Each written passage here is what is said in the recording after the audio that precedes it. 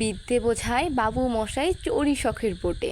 মাঝিরে কন বলতে পারি সূর্যি কেন ওঠে, চাঁদটা কেন বাড়ে কমে, জোয়ার কেন আসে। বৃদ্ধ মাঝি অবাক হয়ে ফেল ফেলিয়ে হাসে। বাবু বলেন, সারা জনম মল্লি রে তুই খাটি, জ্ঞান বিনা তোর জীবনটা যে চারি আনাই মাটি।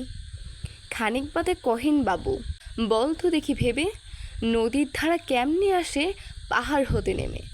বল তো কেন লবণ পোড়া সাগর ভরা পানি। মাঝি সে কয়, আরে মশাই অত কি আর জানি। বাবু বলেন, এই বয়সে জানিস নেও তাকে, জীবনটা তোর নেহাত খেলো অষ্ট আনাই ফাঁকি। আবার ভেবে কহিন বাবু, বল তো ওরে বুড়ো, কেন এমন নীল দেখা যায় আকাশের ওই চূড়ো। বল তো দেখি সূর্য চাঁদে গ্রহণ লাগে কেন। বৃদ্ধ বলে, আমায় কেন লজ্জা দেছেন হেন। বাবু বলেন, বলবো কি আর, বলবো তোরে কিতা, দেখছি এখন জীবনটা তোর 12 আনাই বৃথা।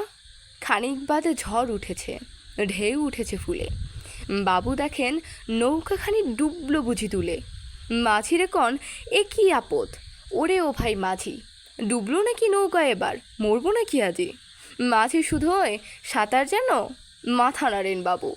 মূর্খ মাঝি বলে, মশাই এখন কেন কাবো, বাঁচলে শেষে আমার কথা হিসেব করো পিছে, তোমার দেখে জীবনখানা 16 আনাই মিছে।